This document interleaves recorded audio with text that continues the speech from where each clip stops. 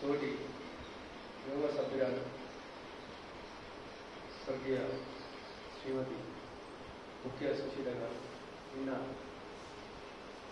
ఉదయం 6 గంటలకు వారు స్వర్గస్థులైనారని తెలిసి చాలా బాధ అనిపించింది.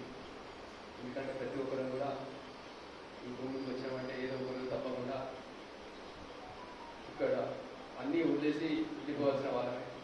కానీ వారు ఎందుకు తొందరగా అయినట్టు అనిపించింది. వారి జీవితం అంటే చాలా కష్టపడుతుంటే పైకి వచ్చినటువంటి వ్యక్తి. ఆమె నాకు దాదాపుగా ఒక 20-25 సంవత్సరాల నుంచి కూడా పరిచయం.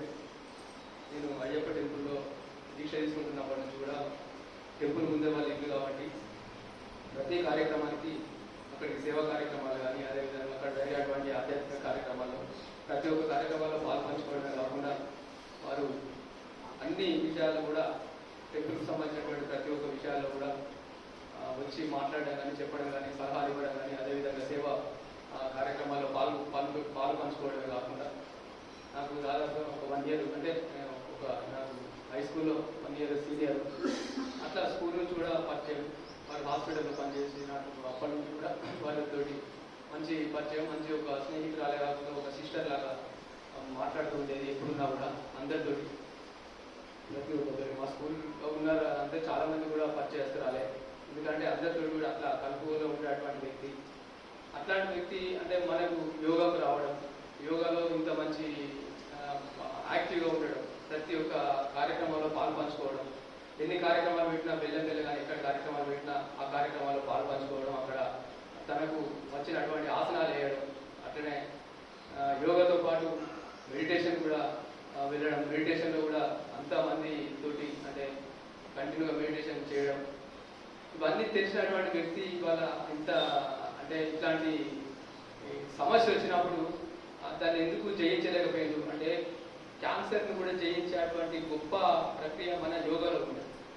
దాన్ని అంటే జయించేటువంటి ఇది ఉన్నా కూడా వారు ఎందుకు చెప్పుకోలేకపోయింది. మరి ఎందుకు ఆ స్టేజ్ దాకా వచ్చేంత వరకు చూసుకుంటున్నారు.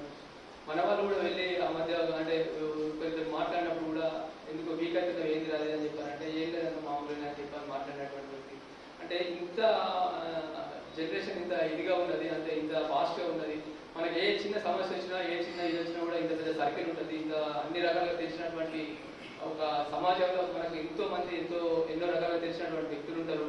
వాళ్ళందరితో ఇంత సలహాలు తీసుకొని ఎంతోమంది బ్రతికి అంటే క్యాన్సర్ అనేది ప్రతి ఒక్కరిని చంపేస్తుంది అనేది అటువంటిది ఏది లేదు. కూడా మనకు రుజువైనటువంటి సందర్భాలు కూడా చాలా ఉన్నాయి. ఎందుకంటే ఎంతోమంది యోగాలో ఉండుకుంటూ దాదాపు 100-120 సంవత్సరాలు కూడా బ్రతికినటువంటి చరిత్ర ఉన్నటువంటి యోగా అంటేనే ఒక గొప్ప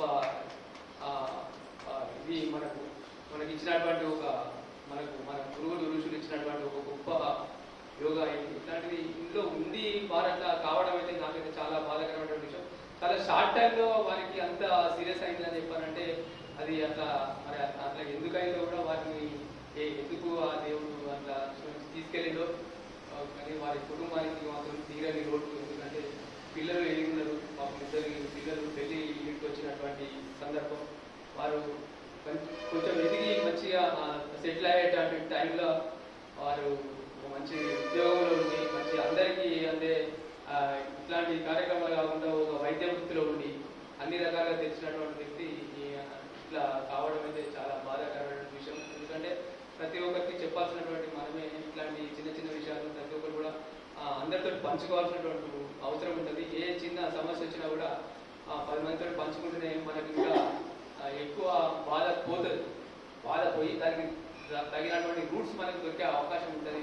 కాబట్టి ఎవరైనా కూడా సింగిల్గా ఎప్పుడు ఏ చిన్న సమస్య వచ్చినా కూడా సింగిల్గా ఉండదు.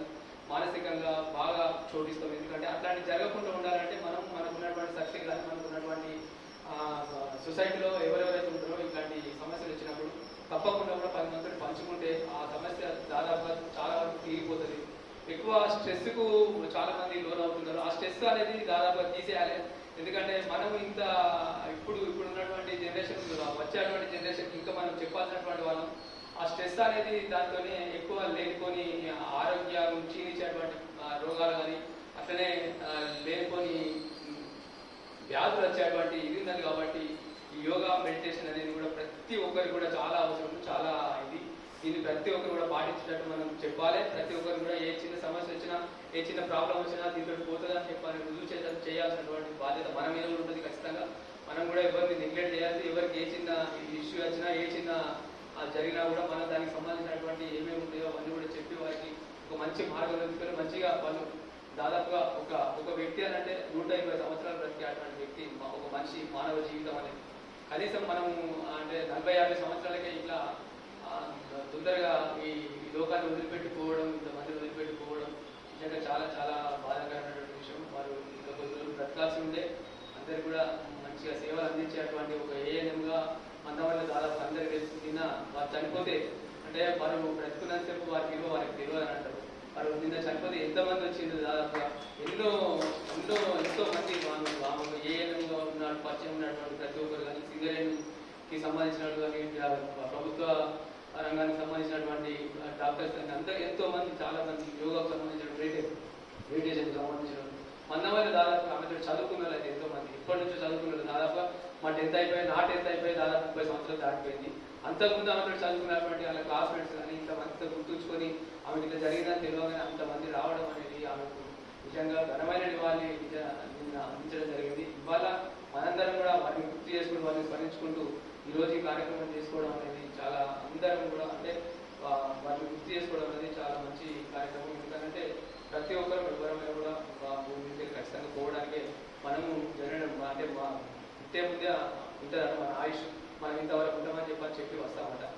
దాన్ని ఏదైతే మనం వెళ్తామో మరణాన్ని కూడా మనం జయించి వెళ్ళేటట్టు మనం సంపూర్ణ ఆరోగ్యంగా ఉండి వెళితే మనకు ఇక్కడ ఉన్నటువంటి వీరికి కానీ ఇక్కడ ఉన్న సొసైటీ కానీ మనకు ఇది ఇష్టం అవుతుంది కాబట్టి సాధ్యమైనంత వరకు ఏ చిన్న ప్రాబ్లమ్స్ వచ్చినా కూడా ఏ వచ్చినా కూడా తట్టుకొని నిలబడి వాటిని జయించడానికి మనం మానవ జన్మగా తీసుకున్నదే మనం అట్లాంటివన్నీ జయించడానికి ఉన్నాం కాబట్టి అట్లాంటి ఏమొచ్చినా కూడా మనం తట్టుకొని నిలబడి మనం ఇతరులకు ఇంకా ఆదర్శంగా ఉండడానికి ముఖ్యంగా యోగా సఫలమైనందుకు తప్పకుండా కూడా ఒక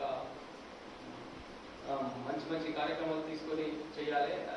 ఇట్లాంటి ప్రజల్లో కూడా కొంత అవగాహన లేనటువంటి ప్రజలు ఉంటారు కాబట్టి అట్లాంటి వాళ్ళ దగ్గర కూడా వెళ్ళి మనం దీన్ని ఇంకా ఎక్కువ చేసి అంటే దీని యోగాతో ఇన్ని రకాల ఉపయోగాలు ఉంటాయి అనేది కూడా మనం చెప్పాల్సినటువంటి అవసరం ఉన్నది.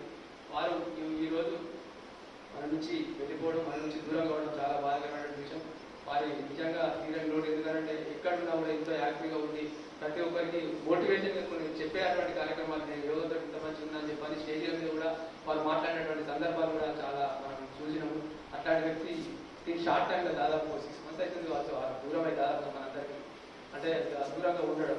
ఆ 6 నెలల లోపలనే వాళ్ళు ఇంత సీరియస్ అవ్వడము, ఇంత ఆ 4th స్టేజ్కి అయిపోయింది, చివరి స్టేజ్కి వచ్చింది, ఆమె చనిపోవడం, ఇదంతా చాలా తలుచుకుంటేనే మనిషి ఇంత తొందరగా ఇట్లా అయిపోతారా ఒక్కసారి ఉండి అసలు ఏమవుతుంది ఏంది అని చెప్పి ఏదో యాజ్ఞంగా